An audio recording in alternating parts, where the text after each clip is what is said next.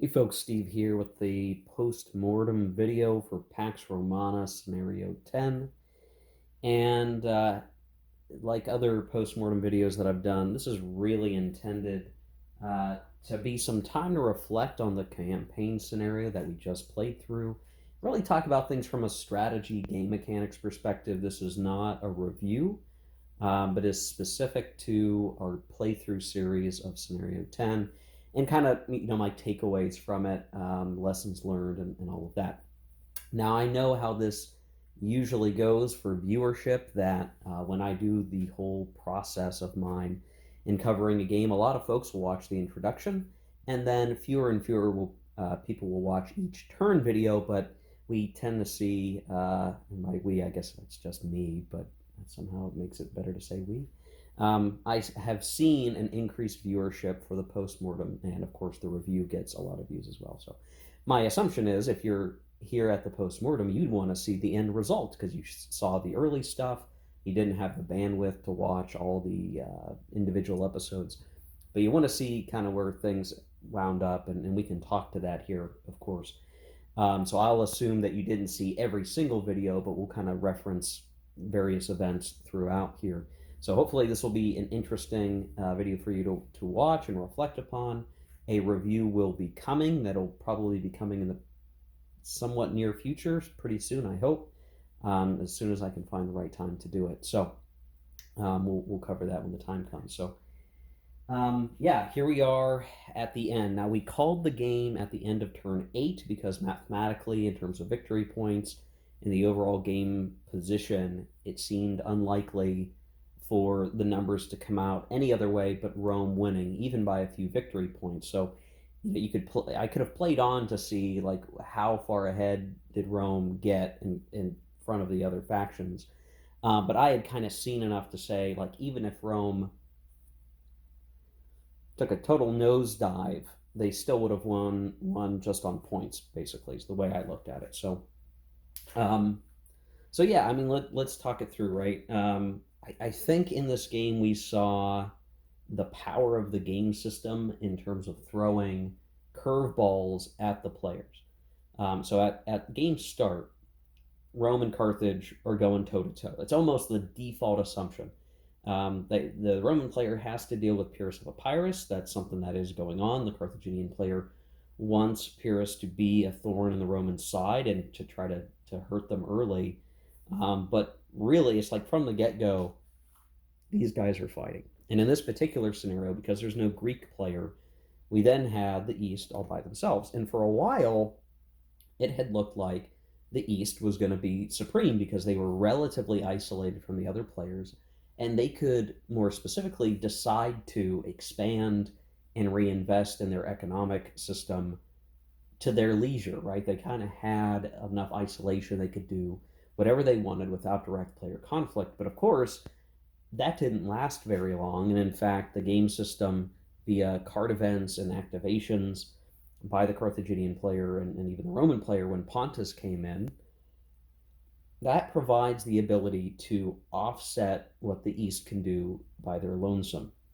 So they do have Egypt that is a threat. They do have the various minor powers of Asia Minor that could be a problem.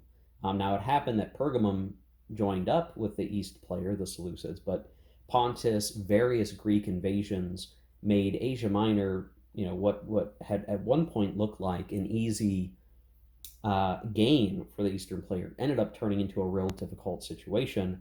And the attempts to take Egypt really didn't pay off well for the Eastern players. So I think it ended up sort of balancing out a little bit where, yeah, sure, if the East had just done a little bit better fending off the non-player powers in the Greek armies that Rome and Carthage were sort of sending east, they could have stayed competitive, and their early victory point advantage could have led them to victory. I don't think there was anything really super bad that the East did in this game, other than, they tried for Egypt and it didn't work out, and then they maybe overextended themselves in Asia Minor at various points, and it just didn't work out well for them. So, the East ultimately coming in would have come in victory points last, very likely, while they were in the lead for a good chunk of the game, maybe half.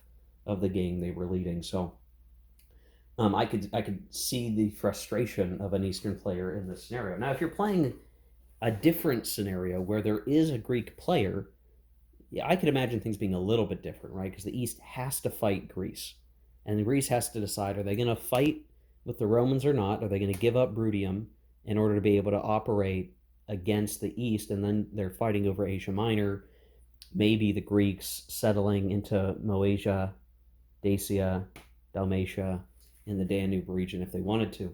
So I could still see that being like, even if you played a 4-player game instead of a 3-player game, the same kind of push and pull still exists over here. So not too bad there. For what was going on in the Western Mediterranean, I, I think there's a key thing. Like, each faction in this game tends to have some level of advantage that is its own sort of thing, its own sort of mechanic that is either good or bad or whatever. So if we were to round these up, like, it's hard to say anything about Greece if you're playing a 4-player game, because I don't have as much experience talking to like what is their capability. The main thing is they're really building a lot of heavy infantry, and that's kind of it. Um, but at least they can get those. The bad side is they, in a 4-player game, Greece has all this weird. Whoops, sorry for that, guys. Dropped my forceps. They still have this sort of like Greek Civil War mechanic that kind of holds them back. The East player, has that advantage of having a border on the map. They get access to most troop types right out of the gate. And then they have the Babylon booty call die roll, which can either hurt or help them. So there's sort of, specific, unique mechanics for that. The Carthaginians have the ability to call up mercenaries based on held cards. But they're hurt a bit by, at least in this scenario, by if there's ever an enemy in Carthage territory, you've got to spend extra talents elsewhere if you don't activate armies here to defend Carthage. And then, they have kind of a different manpower pool. That's sort of their thing. And then Rome has the advantage, depending on what optional rules you're playing with, of having the legion units, first of all, and then with the advanced rules, the inherent cavalry, though it's not as good as other cavalry units. And so that's a good strength. But otherwise, if they want cav, they have to get out to Gaul, which is tougher. And then, they're right smack dab in the middle of the map. So they could fall prey to the Carthaginians, they could fall prey to the Greeks, they could fall prey to barbarian invasions, because they have a lot of different barbarians that could show up and hurt the Romans. So each faction kind of has their own pros and cons. And what I found was that the Roman advantage of having the legions was just very, very potent. It was very hard. I mean, if you spend the same amount of talents on units, all in all, the Roman player gets the most efficient battle points out of their spent talents. And they were really leveraging that to kind of outfight the Carthaginians in the Sicilies. We saw that gradually over the course of the campaign, back and forth, but eventually the Romans being able to solidify control of the Sicilies. They invested that money in creating new fleets that could defend the narrow naval connection lines from Carthage, which forced the Carthaginians into trying to come up the side by going up Hispania and into Gaul. And that could have gone a lot better. I think, just straight up as a lessons learned or just an observation, I made some dumb decisions as the Carthaginians. I did moves that I thought were good for a second, and then I forgot that the Roman army there was stronger than it was. I got them trapped in Corsica, like a bunch of dumb things I did towards the end. And the only thing I can say about that is I think that's just a product of playing a game on limited time. Like, I'd be out here playing, you could almost hear it in my voice, like I'm trying to rush my way through it because I didn't have a lot of free time. I couldn't sit there and mull over my moves. It just, life is busy, so I just played it out, and Carthage sort of suffered for that. If they had done this sort of outflank maneuver earlier, they might have been able to present the Romans with a much more difficult distraction. But in the scenario we played, they have to start settling Baetica before they can even do that, and that took some time and investment. So, we could look at this and say, well, it's probably proper that the Roman player won this game. The game is called Pax Romana, even though the time period that is referred to as Pax Romana has nothing to do with this game. That still bothers me about the title of this game. It's about reaching the Pax Romana, I guess, but Rome is just but one player in the ancient world here. Um, so I guess okay, they won, but it's not as though they were anywhere near their historical peak during this time period. And again, this is just reflecting the game system. Like Carthage will never be totally, totally wiped out. Like the Romans could take over all this territory, but this scenario even has the major power revolts. So it's almost, you could almost see it like Libyan or Numidian revolts against Roman rule, or the remnants of the Carthaginian power at that point. So there's always at least something chewing at the Roman control of this territory should they try to capture it and hold it the whole game. And so similarly, you don't see Rome taking over all of Greece and smashing into the Seleucid Empire. You just don't really see that in the game. And I don't know how often you would see that in a game at all. Because I think with the space that you have to work with on the board, ultimately, like, I don't think the game system incentivizes you to move very far away from your held and controlled territory. You are ultimately going to be spending a lot of money building a lot of units, and it makes sense to aggregate force, and then you have to keep that force nearby your own stuff to protect it, only going far out if you can control the narrow lanes of approach. So like, yeah, we could have gone into Greece if we were like heavily controlled this crossover point, and somehow we had secured our front with the Carthaginians, but Carthage is so close to Rome that they're almost always locked in a death battle from the beginning of the game. And I'm going to point something out that I know folks have noticed. Like, besides some of the Hispania stuff, besides Narmanensis, we just are not seeing a huge spread of the player powers into these sort of, whatever you want to call them, less civilized territories, whether it's Hispania or Gaul or the Danube, or, I mean, technically Britannia is part of Gaul, but like way out here in Britannia, the most northern province in the whole game is like Abericum. And are you ever going to get up to Abericum? Probably not. I don't see how you would do that. It doesn't seem like a valuable effort. Now, what's funny is like the playbook, the rule book has examples of play where like a Roman army is over here and they go boom, boom, boom, like all the way up through Gaul and they take all this territory. Like it's certainly feasible to try to do that. And let's just reveal what that would take here, right? Like, okay, here's a 3 strength tribe. This is a 2 strength tribe, 5 strength, another 5 strength up here, and a 6 strength, right? The strength of these tribes varies, so you don't really know what you're going to get until you go and attack it. Well, okay, so you figure a legion, maybe you create a force of 2 legions and a decent leader, maybe 3 legions or something, right? You just want to be sure you can take these guys out. And you start moving through here, and you start trying to take these guys out. Well, the reality is, like, sure, if you manage to take these guys out, and you manage to be the only power in these provinces, you get control. And altogether in Gaul, and we'll say continental Gaul, not ignore Britannia for a second, 1, 2, 3, 4, 5 provinces, or 5 talents worth of provinces there.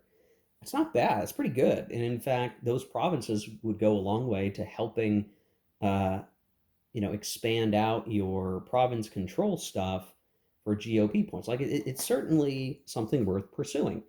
I think if you're actually playing a true multiplayer game, which of course I was not, it's just solitaire. It's just me against me, myself, and I think different people's personalities or play styles would kind of come into effect here. Where like,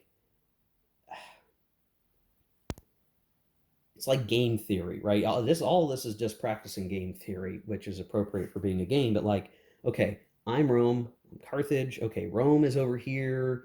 They're not fighting me as much. They're spending a lot of time and effort conquering Gaul. what is your response to that, right? Like who's got initiative and who's doing what? If Rome is spending time fighting Gaelic tribes and conquering Gaul, they're going to get advantages of money and territory control. Of course, they're expanding, and they're expanding at the expense of no one else. It's total valid play style, right? You could just decide that's what I'm going to do. And you're going to say, I'm not going to fight you, Carthage. I'm going to try to stay away from you, and I'm going to try to invest, and I'm going to build my cities. So what does that do for the Roman player? They're saying, I'm giving up the Sicilies. I'm going to let Carthage control most of the Sicilies while I gain control of Gaul. Mathematically, the Sicilies are still better than Gaul, at least continental Gaul. Because there's Corsica, Sardinia, Western, Eastern, Melita. That ends up being a nice 5 territory. Now, granted, you're only going to get 4 talents out of that. Gaul, you're going to potentially get more, but there's a geographic strategic element to the Sicilies where if you give up the Sicilies, then the Carthaginian player can more easily hit your home territory and take and burn your cities. So you almost kind of have to fight for the Sicilies. You don't have as much bandwidth to conquer Gaul. And I would find, in terms of like just working out the math, like you have to send a leader up to Gaul. You have to take a couple legions. You got to take a leader so that you can efficiently destroy the tribes, leave garrisons behind, and conquer that territory and hope to hold it. So it is when you're talking about the few activations you get across a turn in this scenario that we played, each faction is going to get 3 major activations and 6 minor across each turn. You're going to be siphoning off a lot of the movement you think you might need to do stuff up here, and you're giving up those activities to do stuff down here.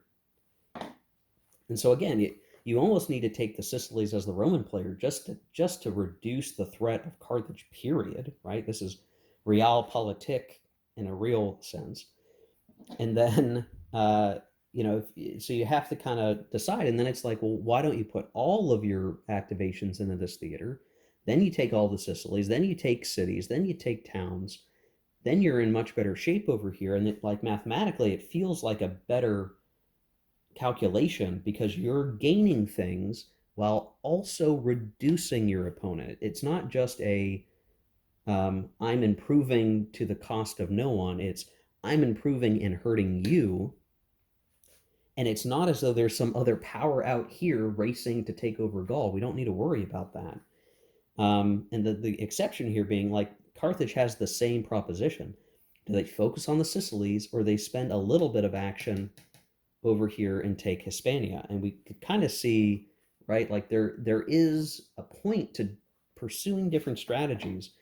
But because I'm playing myself and because I'm basically I'm trying to think of ways to win as each side, for the most part, it just came down to a slugging match in the Sicilies for a couple hundred years, as opposed to a really, like colony-based expansion, and then we're fighting over here. Like that didn't really happen because it felt like with so few activations, we had a fight down here.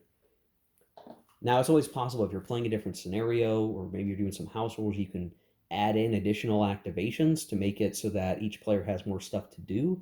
Then if they have more stuff to do, you're going to have a greater incentive to try to do more over here, maybe. But the same player drive is there. Like, if the Roman player uses activations to do stuff over here, I, as the Carthaginian player, might say, oh, the Roman player's trying to say he doesn't want to fight me. He just wants to go expand into Gaul. And he's trying to incentivize me to go expand into Hispania, and we can both peacefully grow. But how long can that last, right? You're eventually going to get to a decision like, I can't make as much progress without fighting Rome. I have to slow you down. You're getting ahead in victory points. I must fight you. So why wait till later to fight you? Let's fight now. And that's, to me, how that kind of worked out. But, if you're playing this with friends or you're playing this game at a convention, I could certainly see where maybe 2 people maybe they're best friends outside the game and they're letting their friendship bleed into the game a little bit. And they're like, yeah, we're going to be buddies. We're going to have our spheres of influence. This is Carthaginian sphere. This is Roman sphere. And then they team up to fight the Greeks in the East or something like that, right? Like I could see that maybe being something that gets worked out. But that gets into the table talk and the positioning, and well, we didn't have any of that here, right? And I'm not so mentally agile to truly have multiple personalities here and play through the game. It just became, yeah, we're going to fight it out, and that is the clearest way for one faction to get above the rest and have the ability to have victory points. And if not for the Greek armies and Pontus fighting the East, that might have forced some sort of peace deal where then both players would be trying to expand to compete with the East's expansion that they were doing into Asia Minor over here. It's just that, again, they solved that problem with the military. They solved it with Pontus. They solved it with the multiple light and heavy Greek invasions where they could break the East momentum low enough that expansion wasn't needed. Fighting was all they needed to do to stay in front or stay ahead.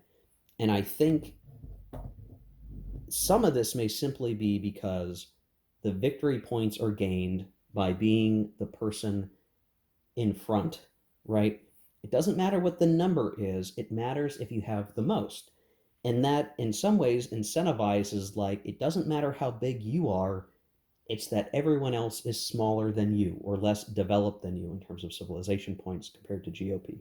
So Rome never has to leave the Italian peninsula other than taking the Sicilies, if it as long as everyone else can only barely hold on to their home territory. They don't need to grow an empire. They just need to have a stable, solidly controlled empire to win the game. And maybe that's logical, right? That is logical to a point, but I think it takes away from the potential that, like, yeah, if you did like just conquer all this territory, like that could be much cooler to see happen. It's just the game doesn't necessarily incentivize you to do that. You and if you're trying to be efficient with your activations, you're doing just exactly what is needed to be in first place. Um, Now, if you modified the victory point system instead to be GOP points is just straight up victory points and civilization points are just straight up victory points, I wonder how that would change things, right? You don't get penalized for having a pretty good empire, just not good enough, and so you get like no victory points or whatever. You get very few. You get some victory points all the time, and that sort of trend line of victory points across all the powers is more even. And then you are like, to knock your opponent down is certainly one element, but if it is easier to expand and you're going to get points for that expansion, no matter what, then that to me might make it more interesting. Because again, put this in perspective. If you're the Roman player and you're in the lead, you have the most GOP points, you have the most Civ points, you kind of know that you can keep it that way by taking certain actions to hurt Carthage, to hurt the East. Why expand into the Danube? Why expand into Gaul? You don't need to, right? If you know you're going to hold the lead in GOP points by just having one or two more provinces and you don't need to take on more risk to take more provinces, then why would you take, you're not going to, right? It's more efficient to not have to take on more risk, just keep the other players suppressed, and with a relatively few number of GOP points, you'll be in good shape. Now, the con is if your lead isn't very high, then the other players might find a way to leapfrog over you. But again, your activations, your military actions are going to be directed in a way to slow that down.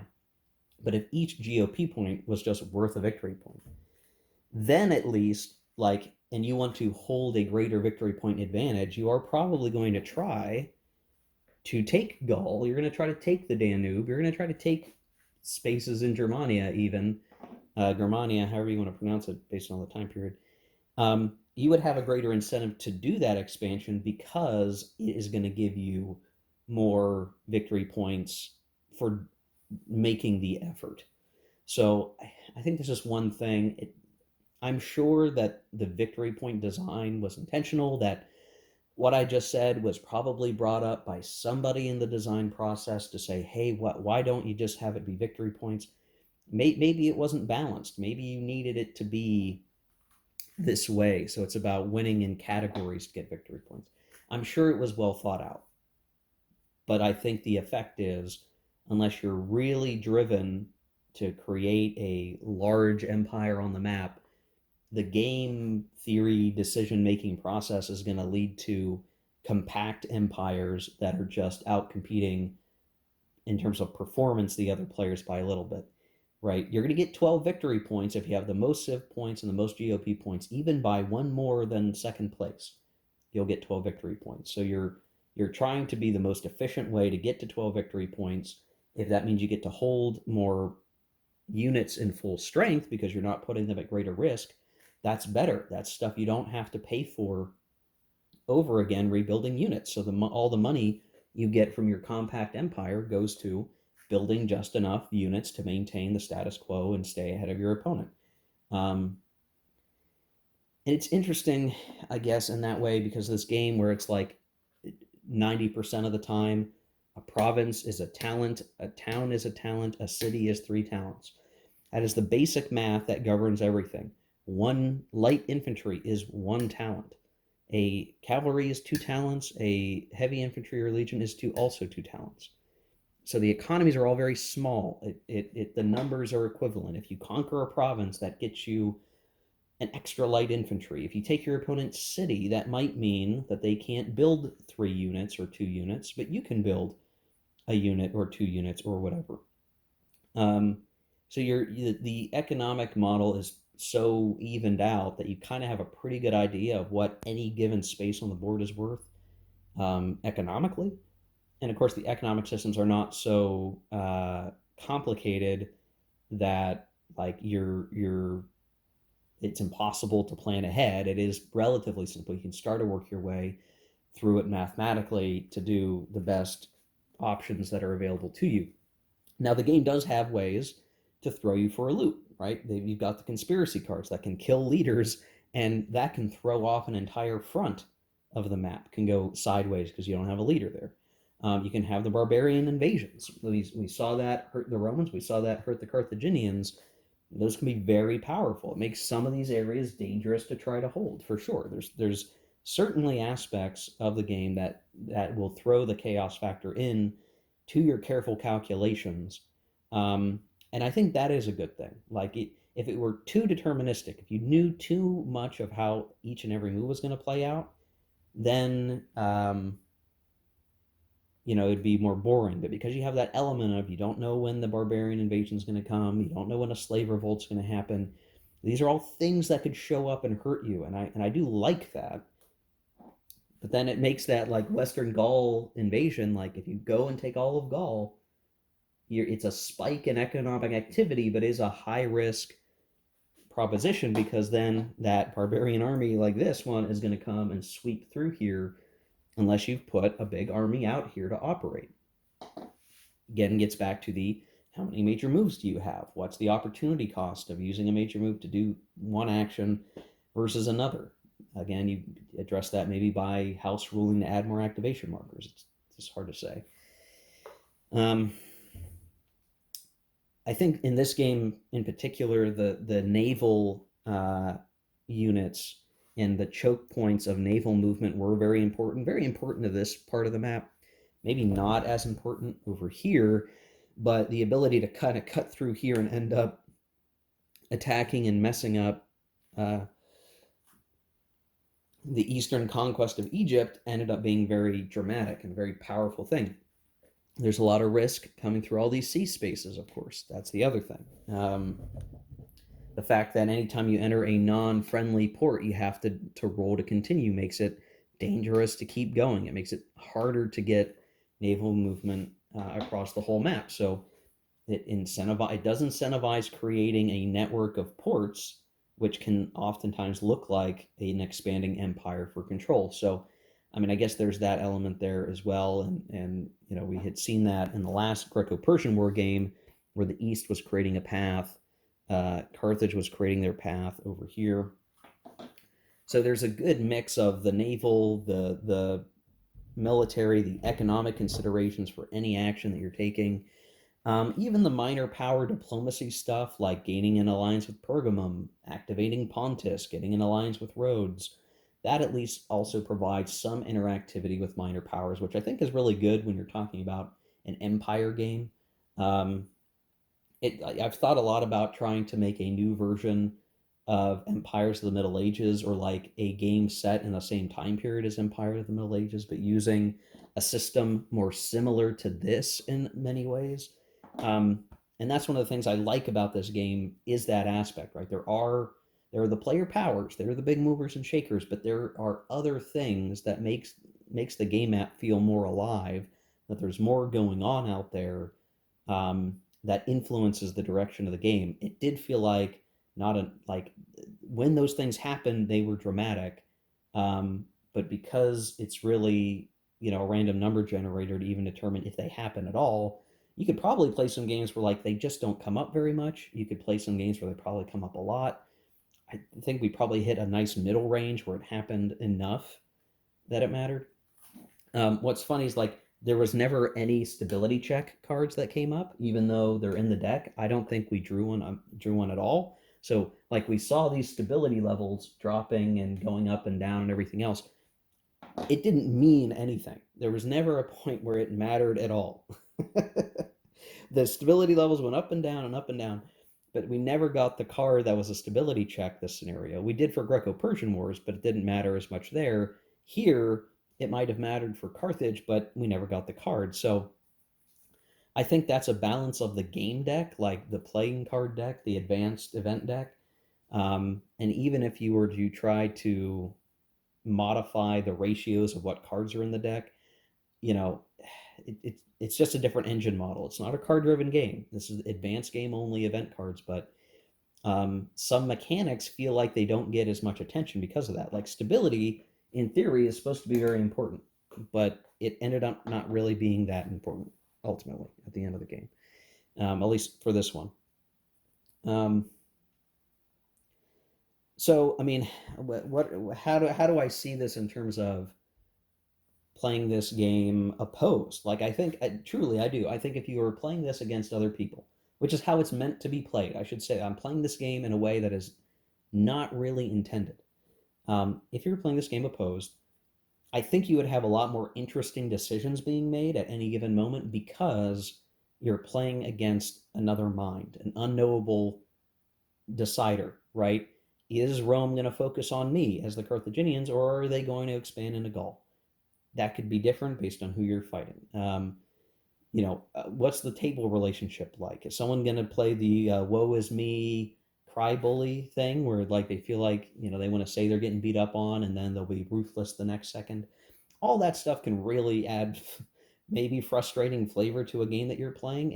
And what I feel the loss of, or the gap, is as I'm playing this, like I wish I had more of that, because I'm just playing all the sides. I'm the master and commander of everything. I know roughly what I'm going to do. The chaos of the game system kept it entertaining, but I still feel a step away from how much better this game could be when you're actually playing with people. So um, it is just a hard thing to imagine what that could be like. Because I've played a lot of multiplayer games at conventions or otherwise. I know what that feel is like. I think that experience added to this would make things, quite interesting indeed. But that's not what I got here, right? It's just me seeing what the dice provide in terms of the gameplay. So yeah, I don't know. I think that's all I wanted to say in terms of this post-mortem. Again, these aren't my final thoughts on the game. That will be in the review. Um, but this is a big game. I mean, I think truly it shouldn't take long to play once you get the game rolling. But I could see cases where someone has analysis paralysis and it takes a while to get through. So for sure, probably not a short game by any means. But I feel like there were still plenty of decisions that could be made that are tough. You have to be very selective with what you do.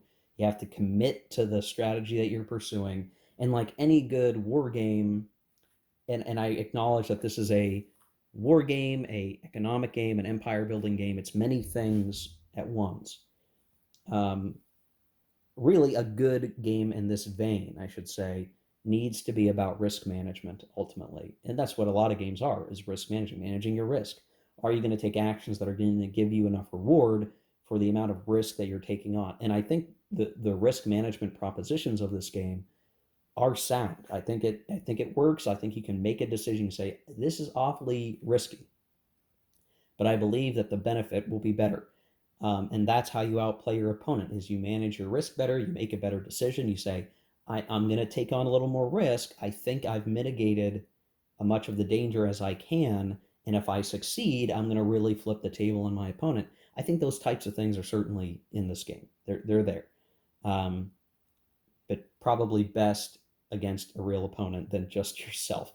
It's a fun exercise, I'll say. It was an interesting exercise to manage the three different economies, three different empires, figuring out how to expand, and the fact that Asia Minor is very different from the Sicilies, and like the different territories are very different. The potential dangers are all very different. I think there's a lot of flavorful stuff in here that makes it that much more interesting to play through.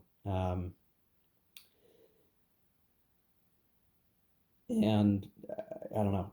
I think I ran out of gas now. All right, guys. Well, I think that's it for the post-mortem. There's probably more I could say about the towns and cities and how important they are. I think the main thing I would say is if you can build a lot of towns and cities, there's a lot of benefit to that. You also provide them as incentives to be taken by your opponent. So that's always a danger, but they can also slow down your opponent. They have to stop and fight those and take those cities at important choke points, and maybe even if they take it, that buys you time, and you're getting a lot of money for building all the towns and cities. So it sort of is a self-feeding spiral of improvement. So yeah, I think there's a lot of game here to enjoy. I think there's a lot of stuff to play out, and I might not even have the best strategies thought of from this video series, and there's probably plenty more expertise to apply in any given game situation. I'll also say that my mileage may vary and may not be the same as your mileage, because again, if all three empires being played by the same person, a lot of the decision making will be similar. For instance, all of the powers, unless they knew they were planning on building a town or a city, would spend out almost their entire treasury every turn. And I thought I needed to do that because every army had to be as big as it could possibly be to fight the opponent that we knew we were going to fight, because I'm an aggressive player against myself in this way. Um, but your experience may be different. If you don't spend out your money every turn, you might be building more and more cities than even I built, and your map might look very different from mine because of that. I kept the talent treasuries very low most of the time. I just felt like I needed to do that. But you might play the game and you might have something very different. You might have a different strategy, um, and having more flexibility with your money can help you. Like I'll give you one example, something I did not do at all. Um, I know it sounded like I was finishing up, but maybe this is my last thought. You can buy units in the middle of a turn. I did that once in the game. I did that once as Rome. But otherwise, I always built up all my forces as much as I could, and I left my treasuries low. But there's probably a whole other perspective where if you decide to sacrifice one of your activations and not move any units, you can use that activation to build units. So you could save up all your money from the income phase, not spend it in the manpower phase, and wait until the turn actually starts and see what everyone else bought and built. Your cost is you lose an activation marker for it, but you might decide, I don't even need to build any new units. I think I'm safe. I'm going to spend my 18 talents on building a bajillion towns and cities or whatever. That's that's a set of actions that I did not really take, but are probably valid in some way, even if I might question the efficiency of those actions. Again, in an opposed game with different personalities and different levels of um, expertise, or just you know natural taking to the game system, you might be able to do that, and that might prove very beneficial. There's probably still a lot of ways this game could have gone that could be very different from what I did if I just decided to do things a little bit differently. And that's an encouraging thought, I guess, that like just because I played it this way doesn't mean someone else will. Any lessons learned from this game are purely mechanical. In the next game that I play, if I play it against people, like I'm just going to have to play the table. I don't know what this person's going to do. And if they're going to turtle for a while and then unleash gigantic armies in the late phases of the game, I mean, who knows? Hard to say. So I think I'm going to wrap it up here for sure. 40 minutes is a bit long. So thanks for watching. If you missed this series, you can go back and kind of click through the videos and you can see the progression. I don't expect anyone to watch every single video. I should even say that every time I do a video that is for a dedicated turn, I really don't expect most people to watch from beginning to end the entire time. I suspect some folks click through the time bar of the video to kind of see how things are progressing. These videos, individual videos, are not really meant to be instructive videos. That is not their purpose. I know I had someone, John Sai, who's made some great videos, I think for Empire of the Sun, if I remember right, had commented saying, well, you know, if you do these videos differently, that would be a lot better. So, well, these videos are not meant to be instructive to you necessarily. They're meant to be, here's me playing the game. This is what the game looks like. This is how it plays. These are the procedures of the game. To give you an understanding of it, and if you want to sit there and watch it and experience the game with me, great, that's fantastic. If you want to wait around for the post-mortem like this video, that can prove valuable. If you want to wait until the review, that's probably most valuable to the run-of-the-mill viewer, because that is where I talk about the game mechanics in a more instructive way and actually provide more coherent points about what the game quality is. We're here, this is very much a stream of consciousness. I'm just kind of talking through and processing my thoughts. And if you want to sit here for that, you are always welcome to do that. I am not offended if this video is not for you. It's not for many people to begin with. But I always appreciate it if folks are engaged and are watching and are commenting. Those few who do, I really do appreciate it, and it helps make doing this worthwhile. But for anybody else, if you're somehow listening to this at 42 minutes into a video, yeah, some of this stuff is not for everybody, and you know, we'll see it in the review, which may be more valuable to you. So anyway, thanks for watching, guys. I think we'll stop here. That'll do it for today, and soon we will do the review for Pax Romana and move on to some excellent stuff. I've got Case Yellow 1940 game by Ted Racer set up on another table here in the game room. We'll be starting a series on that in the very near future. So see you later, guys. Take care. Keep gaming.